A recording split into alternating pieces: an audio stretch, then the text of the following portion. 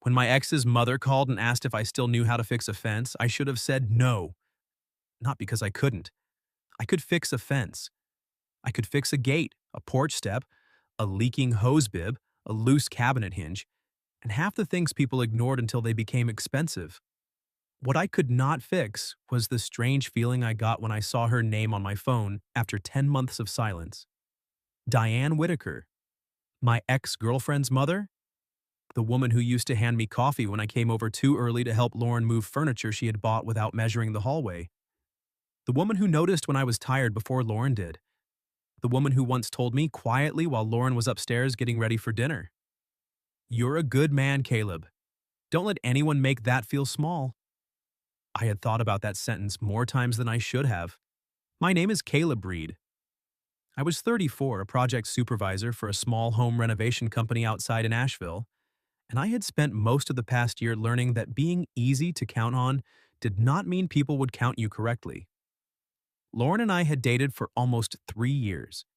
It ended on a Sunday afternoon in her apartment with 2 half-packed suitcases, a cold coffee on the counter, and her saying, "I don't think this is going anywhere." I remember looking around at the shelves I had installed for her, the dining table I had assembled, the framed print I had helped her hang after she changed her mind 3 times about the height. "Going where?" I asked. She sighed like the question proved her point. "I don't know, Caleb. Somewhere. You're sweet, but everything with you feels so settled." Settled. She said it like a diagnosis. I didn't yell. I didn't beg. I didn't perform some dramatic last stand. I packed the tools I had left under her sink, carried them to my truck, and drove home with the radio off. 2 months later, I heard she had moved to Atlanta for a marketing job. 4 months later, a mutual friend told me she was seeing a guy who owned 2 motorcycles and called himself a founder because he had ordered business cards. Good for her, I guess. I meant that on better days. On worse ones, I hoped his motorcycles leaked. Diane had not called after the breakup. I understood why. Her daughter was her daughter. There were lines decent people did not cross just because affection had gotten complicated. So when my phone lit up with her name on a humid Thursday morning, I stared at it long enough for the call to almost die. Then I answered. "Mrs. Whitaker?" A pause. Then her voice, warm but careful. "Caleb, hi, I'm sorry to bother you." "You're not bothering me." That came out too quickly. She heard it. Of course she did. Diane always heard the second sentence under the first one. "I wouldn't ask if I had another good option," she said. "The storm last night knocked part of my back fence loose. The gate won't latch. I called 2 companies, but one can't come until next week, and the other quoted me something ridiculous." I looked at the schedule board in the job trailer. We had an inspection delayed until Monday and a cabinet delivery pushed back by rain. "I can take a look after work," I said. "You don't have to." "I know." Another pause, then softer. "Thank you." I told myself it was just a fence. That was all. A broken fence, a woman who needed help, and a man who knew how to use a level. Nothing dangerous, nothing complicated, nothing that should have made me change shirts twice before driving over. Diane's house sat at the end of a quiet street lined with old trees and lawns people took personally. I had been there dozens of times when Lauren and I were together. Cookouts, birthdays, Christmas Eve once when Lauren forgot to tell me her entire family dressed nicely and I showed up in jeans. Diane had saved me that night by saying, "At least one man here looks useful." I remembered that too. When I pulled into the driveway, the first thing I saw was the fence leaning behind the house, one section pulled loose from the post, the gate sagging like it had given up on citizenship. The second thing I saw was Diane. She stood near the back porch in a pale blue blouse, jeans, and gardening gloves, her brown hair pinned loosely at the back of her neck. She was in her late 40s, maybe 50, though she carried age the way some women carry perfume, quietly, with confidence, not asking permission to still be beautiful. I got out of the truck and immediately hated that I had noticed. "Caleb," she said, "Mrs. Whitaker." Her mouth tilted. "You can call me Diane. I think after all the shelves you installed in this house, we've earned first names." "Diane," I corrected. The name felt different in my mouth. She looked away first, toward the fence. Good. The fence was safer. I grabbed my tool bag from the truck and followed her around back. The yard smelled like wet cedar and cut grass. A wind chime moved softly near the porch. 2 coffee mugs sat on the small outdoor table, though only one had been used.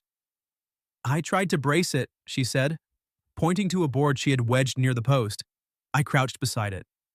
This actually helped. You don't have to sound surprised. I'm not surprised, I'm impressed. She folded her arms. That may be worse. I smiled before I could stop myself. For a second, it was too easy. That was the problem. Diane didn't make the air feel like a test.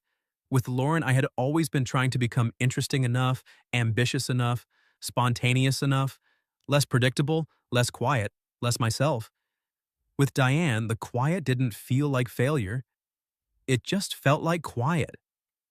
I worked for half an hour while she cleaned up branches near the garden. Every few minutes, she brought me something I didn't ask for: a towel, a bottle of water, a better extension cord. Not hovering, not fussing, just noticing. At one point, I caught her watching me tighten the hinge bolts. She looked away quickly. I pretended not to see. That was the decent thing. Or maybe the cowardly thing. Hard to tell sometimes. "You've been well?" she asked. I kept my eyes on the latch. Mostly. That means no. That means mostly. She laughed softly. I looked up. Bad idea. She was standing close enough now that I could see the faint sunlines near her eyes, the flower-colored smudge of dried paint on one wrist, the way her expression softened when she wasn't guarding it. I heard Lauren moved, I said, because apparently I wanted to ruin my own afternoon. Diane's face changed just a little. Yes, Atlanta. How's she doing? She's Lauren, Diane said. That answer carried more than it said. I stood and wiped my hands on a rag. That bad? No, not bad. She looked toward the fence. She's chasing what she thinks she wants. And what's that? Diane's eyes came back to mine. Something that never asks her to sit still long enough to know herself. The words landed quietly. Too quietly. I looked down first. The gate swung better now, but the latch still needed adjusting. I needed another 20 minutes. Maybe 30 if I worked slowly, which I was trying not to admit I wanted to do. Diane stepped onto the porch and pulled off her gloves. Finish the fence, she said, and I'll make lunch. I froze with one hand on the latch. Not because the sentence was improper, it wasn't. It was simple, domestic, almost innocent. But something about the way she said it, not flirtatious exactly, not bold, not careless, made the whole yard feel warmer. Like she wasn't only offering food. Like she was asking me to stay a little longer. I turned toward her. She held my gaze for half a second too long. Then she looked down at the gloves in her hand. You don't have to, she added. There it was. The line decent people draw after saying something they maybe meant too much. I should have said I had another job. I should have packed up after the latch worked and driven away with the radio on. Instead, I looked at the crooked gate, then back at her. I can finish it, I said. Diane nodded once.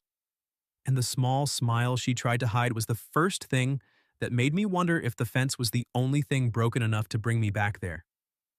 Lunch should not have felt intimate. It was a sandwich. Turkey, tomato, sharp cheddar, toasted bread, mustard on the side because Diane remembered I didn't like it spread too thick. That detail bothered me more than it should have. Not because it was romantic, because it was remembered. Lauren used to forget small things, and then call them small, because that made forgetting them less expensive. Diane remembered them quietly without making a speech out of it. I washed my hands at the kitchen sink while she moved around behind me, opening cabinets, setting plates on the counter, pouring iced tea into 2 glasses.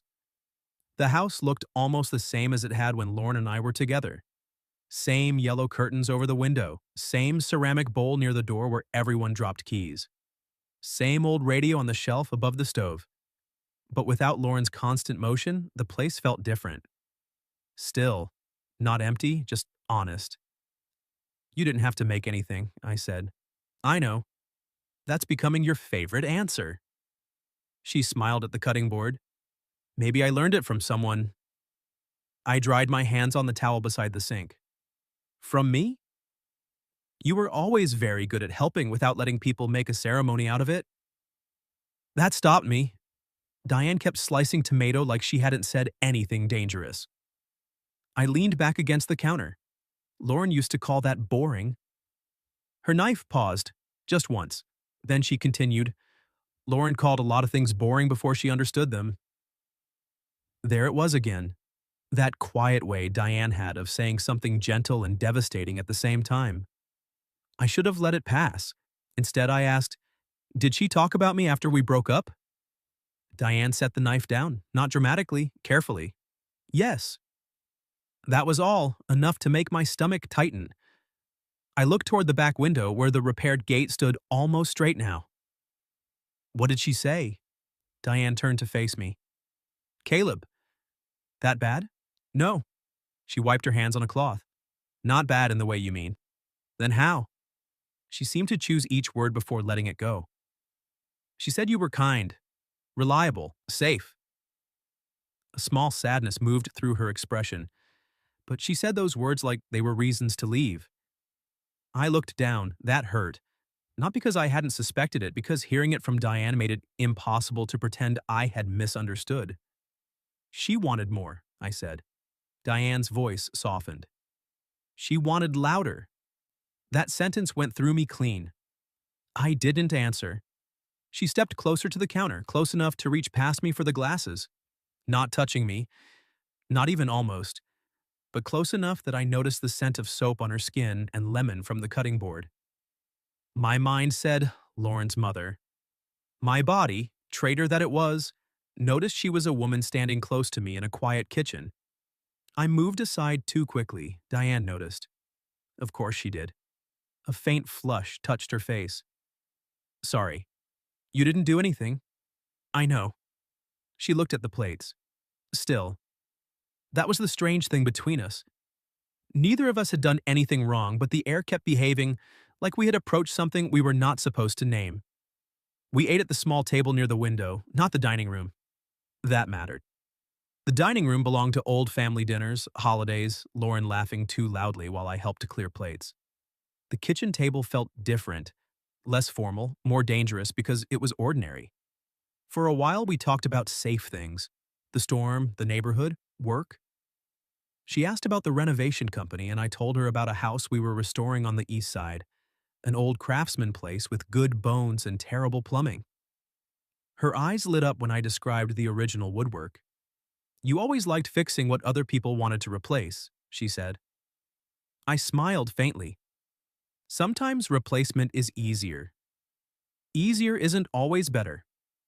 No. We both heard the other meaning. Neither of us touched it. Halfway through lunch, her phone rang on the counter. Diane glanced at the screen. Her expression changed. Not fear, not guilt, complication. Lauren? I asked. Diane nodded. You can answer. I know. She didn't. The phone stopped, then immediately started again. This time, Diane sighed and picked it up. Hi, honey. I looked out the window, trying to give her privacy in a room too small for it. Lauren's voice came through faintly, sharp and bright, even without speaker. Did someone fix the fence? Diane's eyes flicked to me. Caleb came by. A pause. Then Lauren laughed, not warmly. Mom, seriously? Diane's face went still. What? You called Caleb? That's weird. I stared at the table. Diane lowered her voice. He knew how to fix it. Of course he did. That's his whole thing. Something in my chest tightened. Lauren continued, muffled but clear enough. He loves being needed. Just don't let him hang around and get sentimental. Diane closed her eyes. For a second, I felt like I had been put back in Lauren's apartment on the day she left, listening to her reduce 3 years of love into something too settled to keep. Then Diane said very calmly, Lauren, that was unkind. Another pause. Oh my God, Mom. Don't make it dramatic. Diane looked at me then. And maybe it was the fact that she didn't look embarrassed for herself. She looked sorry for me. That was worse. I'll call you later, she said. She hung up before Lauren could answer. The kitchen became very quiet. I pushed my chair back. I should go. Diane stood too. Caleb, it's fine. No, it isn't. I stopped near the back door. She came closer, but not too close this time. That is not how I see you, she said. I looked at her. Her voice was steady, but her eyes were not. You know that, right? I wanted to say yes. I didn't. Because suddenly I wasn't sure how many years I had spent letting Lauren's version of me become the version I carried around. Useful, settled, safe, needed. Words that should have been good until she made them sound like furniture. Diane's face softened. She called you boring because she didn't know what peace looked like. I laughed once, but it almost hurt. Don't say things like that. Why? Because I might believe you. The moment changed. Just like that. Not loudly, not dramatically, but the space between us narrowed, even though neither of us moved. Diane's hand rested on the back of the kitchen chair. Mine was still on the doorframe. We were 10 feet apart and somehow much too close. She looked away first. I shouldn't have said that. No, I said. You probably should have said it a long time ago. Her eyes came back to mine. There were a dozen reasons not to keep looking at her. I knew every one of them. Lauren, history, age, the shape of gossip. The fact that Diane had once been almost family in a way that made this whole afternoon feel like stepping over an invisible line. But there was also this. For the first time in almost a year, I felt seen without being measured and found lacking. I opened the door. Outside, the yard was bright after the rain, the repaired gate catching sunlight along the new screws. Diane followed me onto the porch. I still need to stain that replacement board, I said. You don't have to. I know. She smiled faintly. There it is again. I can come back Saturday. The words came out before I gave them permission. Diane looked at the fence, then at me. That would help, she said. It was the safest answer. It was also not the whole answer. I walked to my truck, opened the door, and glanced back once. Diane was still on the porch, one hand resting against the railing, watching me leave like she wanted to say something and was too decent to let herself. Then my phone buzzed. A text from Lauren. Mom told me you came over. Please don't make this strange. I looked from the message to Diane on the porch, and for the first time since the breakup, I didn't feel like I owed Lauren the smallest version of myself. I went back Saturday. That was the first decision I could not dress up as obligation. The fence was fixed enough. The gate latched. The post held. The replacement board needed stain, yes, but that was the kind of detail a man could leave unfinished if he was trying to be wise. I was not trying very hard. Diane was in the backyard when I arrived, kneeling beside a flower bed with a basket of weeds and her hair pulled back under a wide straw hat. She looked up when she heard my truck. For half a second, her face lit before she remembered to be careful. Then she stood, brushing dirt from her jeans. You came. I said I would. I know. She looked toward the fence. People say things. Some do. That made her smile, but it faded quickly. There was tension in the yard that had not been there before. Not the soft, strange tension from the kitchen. This was sharper. Aware. Like both of us had spent the past 2 days thinking about the same moment and arriving at it from opposite sides. I grabbed the stain and brushes from the truck. Diane took off her gardening gloves. I made coffee. Is that part of the payment plan? No, the sandwich was payment. Coffee is bribery. For what? She looked at the fence, then at me. For not leaving immediately after the board dries. I should have laughed. I almost did, but her voice had too much honesty under it, so I said, that depends how good the coffee is. She held my gaze. It's better than Lauren's. That surprised both of us. Diane looked away first, color rising lightly in her cheeks. I shouldn't compare.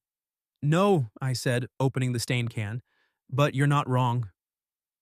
For the next hour, I worked on the fence while she moved around the yard, deadheading roses, carrying clippings, pretending to stay busy. Every few minutes, we found reasons to speak. She asked about a porch restoration I was supervising. I asked about the garden. She told me the hydrangeas were dramatic and unforgiving. I said that sounded familiar. She laughed, then tried not to. That was how the whole morning went. Laughter pulled back just before it became too easy. At one point, she stepped close to hand me a clean rag. The wind shifted the brim of her hat and I reached up without thinking, catching it before it blew off. My hand brushed the side of her hair. Barely. Diane froze. So did I. Her eyes lifted to mine, and for one breath, the whole yard dropped away.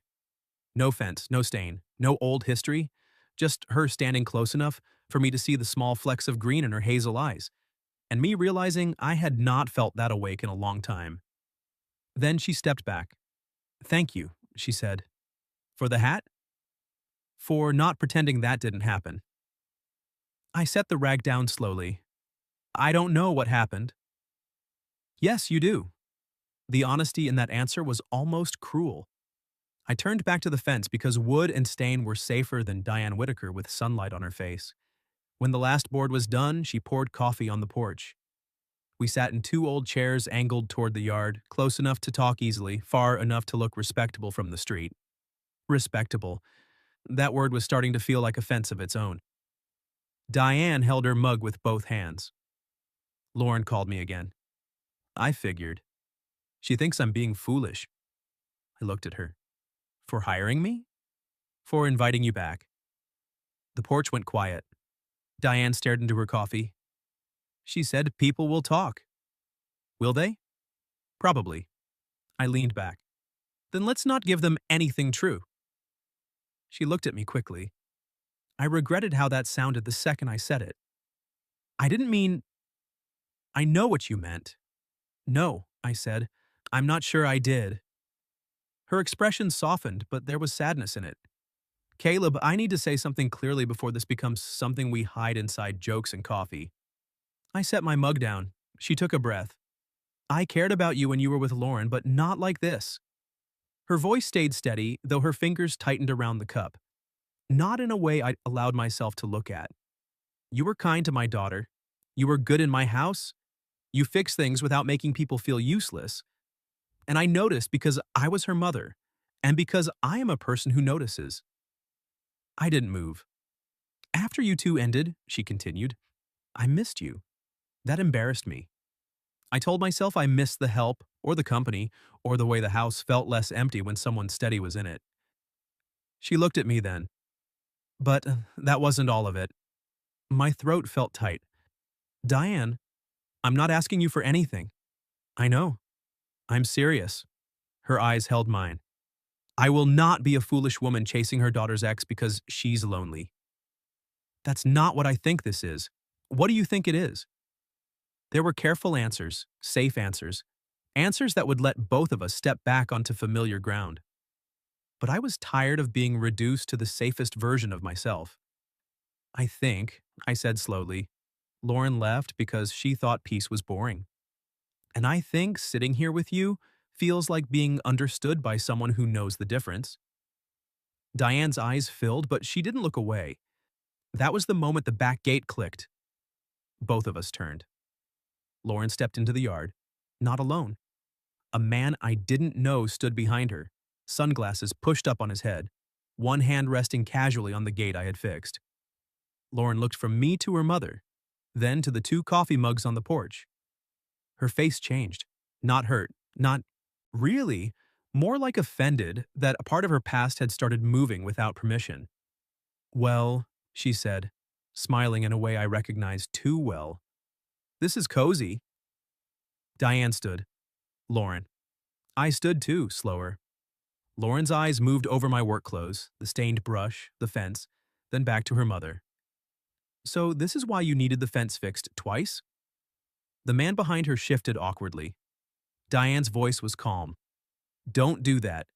Do what? Make something ugly because you don't know how to respect something uncomfortable. Lauren laughed once. Mom, he's my ex. I know who he is. The words landed harder than they should have.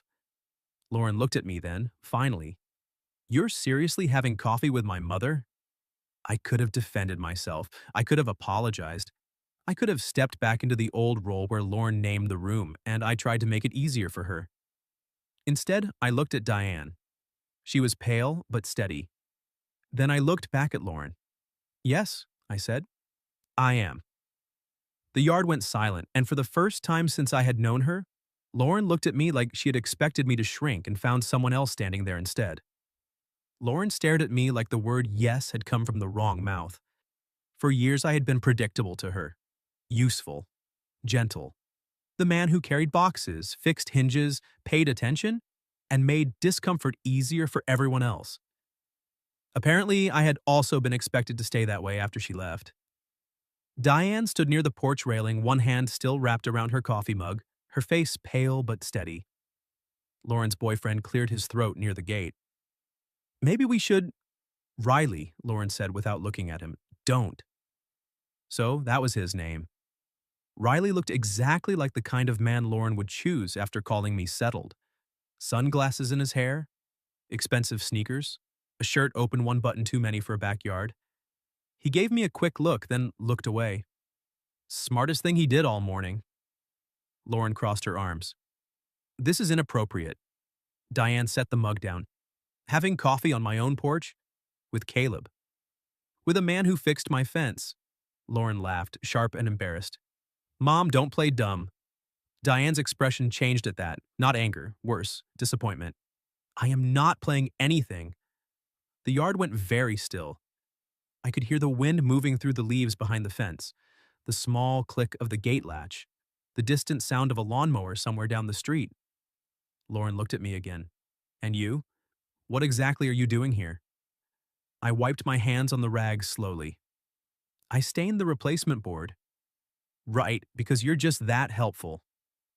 There it was, the old tone, the one that made kindness sound suspicious, like every decent thing I did was secretly a symptom of lacking ambition.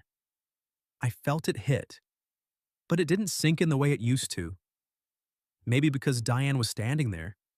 Maybe because she had already said the sentence I needed to hear. She called you boring because she didn't know what peace looked like. I looked at Lauren and said, You asked me not to make this strange. Her mouth tightened. I didn't, I said. You did. Riley shifted behind her. Lauren, maybe we should go. This time she turned on him. I said don't. Diane stepped off the porch then, carefully, like a woman walking into a room full of glass. Lauren, she said, you ended the relationship. Lauren's face flushed. That doesn't mean I want my mother making coffee for him like some lonely divorcee in a bad movie. The words landed hard. Diane inhaled once.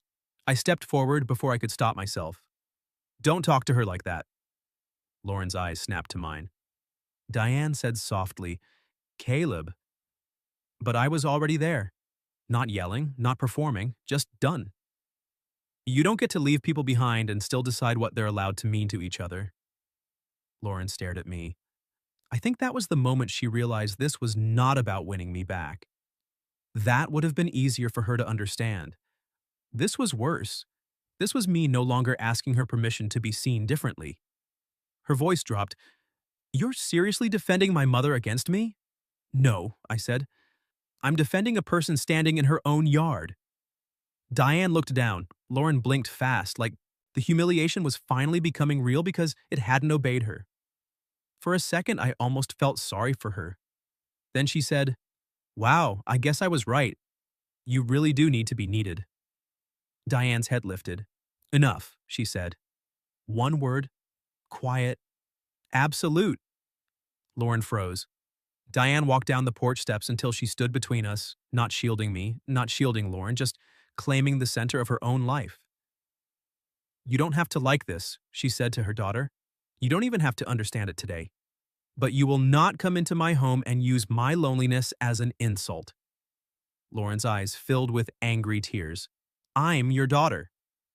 Yes, Diane said, and I love you. But love does not give you ownership over everyone you've stopped valuing. That was the sentence that ended the fight. Lauren looked from her mother to me, then back again. For once, she had no clever dismissal ready. Riley opened the gate gently. Come on. This time she let him guide her out. At the gate, she stopped and looked back. This is going to look terrible. Diane's voice was tired now. Then maybe people should learn to look longer. Lauren left. The gate clicked shut behind her. For a while, neither of us moved. Then Diane turned away and walked into the kitchen. I stayed in the yard for maybe 10 seconds, staring at the boards I had stained, the clean line of the gate, the thing I had fixed while everything else came apart. Then I followed.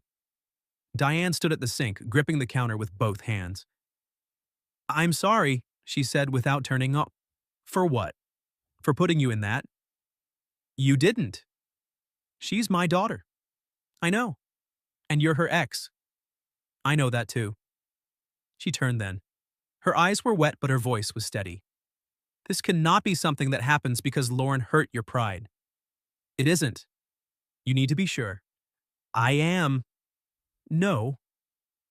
She stepped closer, and the kitchen felt smaller than it had at lunch. "You need to be sure because if this is only about being seen after being dismissed, then I am not the woman you want. I am just the first person who handed back the part of you she made you doubt." That was the most Diane thing she could have said. Even now, even with her own heart shaking in front of me, she was trying to protect me from mistaking gratitude for love. I looked at her, really looked. The woman who remembered my coffee, who noticed silence, who defended herself without cruelty, who had stood in her yard and refused to let her own daughter turn Karen to shame. "This started before today," I said. Her breath caught. "I don't mean when I was with Lauren, I would never have let myself see it then." "I don't think you did either." "No," she whispered. "I didn't. But after." I swallowed once. "After the breakup, I kept thinking about this house, your coffee. The way you talked to me like quiet wasn't a defect. I told myself I missed being useful somewhere, but that wasn't all of it." Diane closed her eyes. "Caleb, I don't want you because Lauren didn't." My voice came out rougher than I meant it to. "I want you because when I'm with you, I don't feel like I have to become louder just to be worth keeping." That broke her composure. Only a little. One tear slipped down her cheek before she could stop it. I took one step closer. Slow enough that she could move away, she didn't. "We shouldn't rush this," she said. "No. People will talk. Yes, Lauren will hate it. For a while. Maybe longer. Maybe." Her mouth trembled into something almost like a smile. "You're not helping. I'm trying not to lie. That did it." She laughed softly through the tears, and the sound went straight through me. Then her hand lifted, not to touch me, not at first, just hovering near my chest like she was asking permission from the air itself. I covered her hand with mine. The contact was simple, devastating. Diane looked down at our hands. "This is the line," she whispered. "I know. If we cross it, we do it honestly.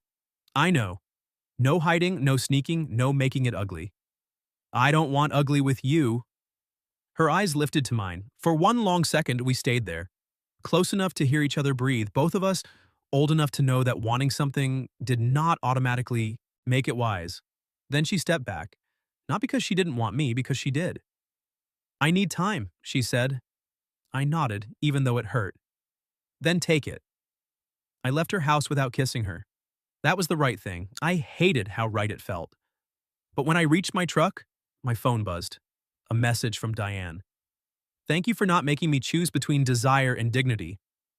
I stood there beside the truck, reading it twice. Then a second message appeared. "But Caleb, I did want you to kiss me." I looked back at the house. Diane was standing in the kitchen window, one hand against the curtain, watching me with a face full of fear, warmth, and a truth neither of us could pretend had only started that morning. I didn't go back inside. Not that day. I stood beside my truck with Diane's message glowing on my phone, the repaired fence behind her house, and the strange ache of knowing that sometimes doing the right thing feels almost cruel because the wrong thing would be easier for one perfect minute.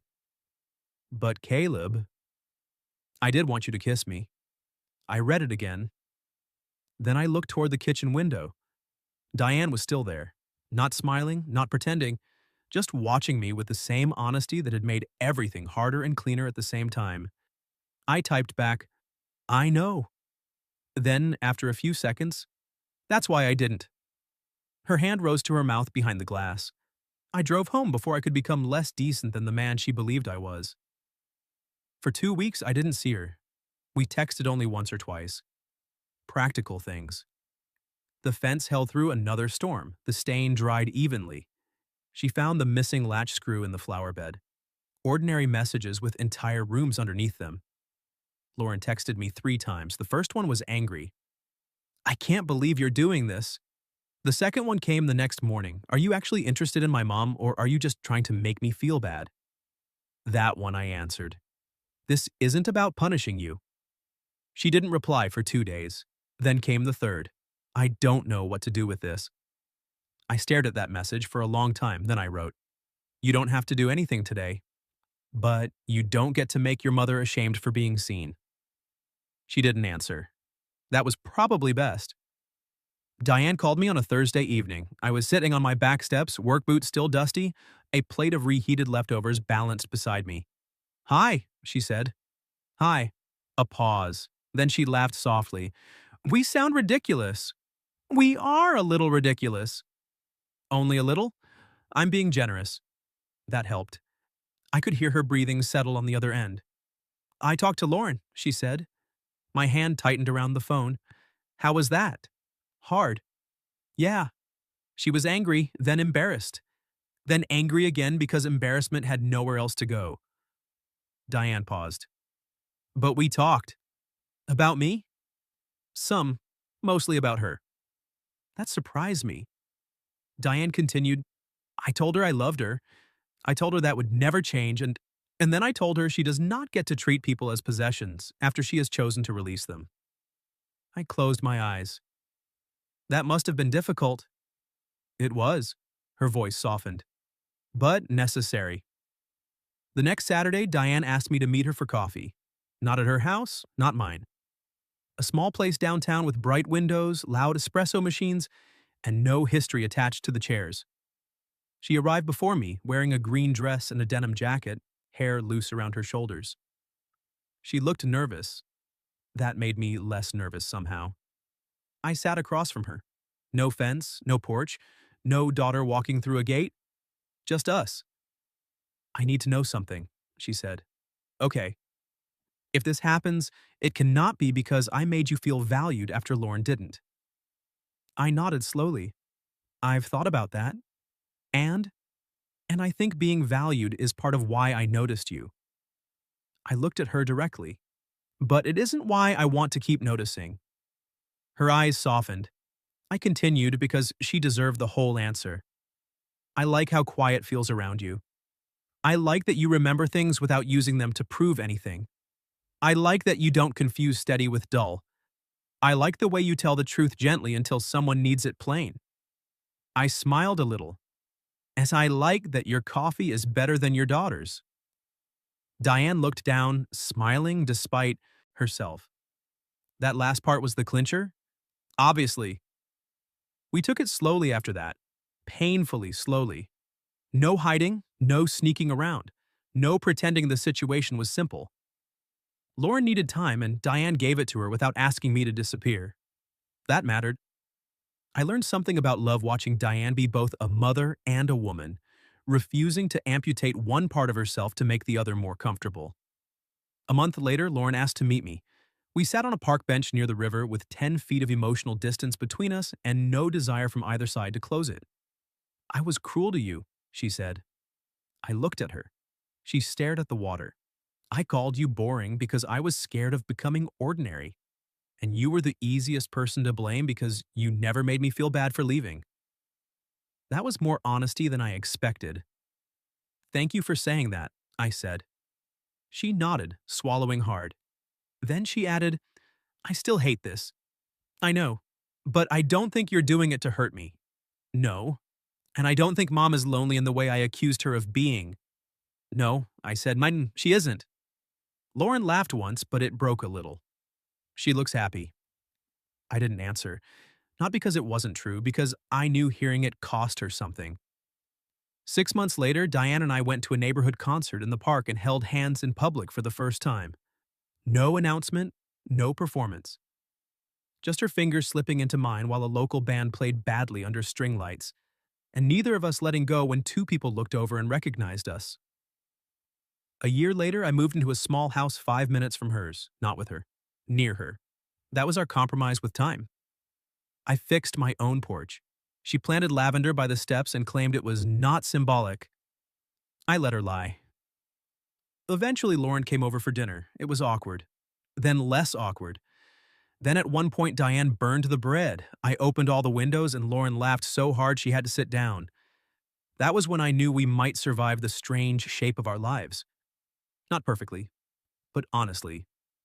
2 years after the fence broke, I asked Diane to marry me in her backyard, near the gate that had started it all. The board I had replaced was still slightly different from the others. Lighter, newer, impossible to miss once you knew where to look. Diane touched it after I asked, smiling through tears. "This fence caused a lot of trouble," she whispered. "No," I said. "It told the truth." She said yes, not quickly, not carelessly. She said it like a woman who understood exactly what the word meant and chose it anyway. Years later, when people asked how we got together, Diane usually said, "He fixed my fence." I'd say, "She made lunch." Both were true. Neither was the whole truth. The whole truth was that Lauren had looked at peace and called it boring. Diane looked at the same piece and made room for it at her kitchen table. And me? I finally stopped believing that being steady made me easy to leave. Sometimes the person who truly sees you is not the person who had you first. Sometimes love begins with a broken fence, an honest lunch, and someone brave enough to say, without shame, stay a little longer. What would you have done if your ex's mother called you to fix her fence, then offered lunch in a way that felt more personal than either of you expected? And have you ever had someone finally value the part of you someone else dismissed? Tell me your story in the comments. If you like this one, leave a like, subscribe, and I'll see you in the next video.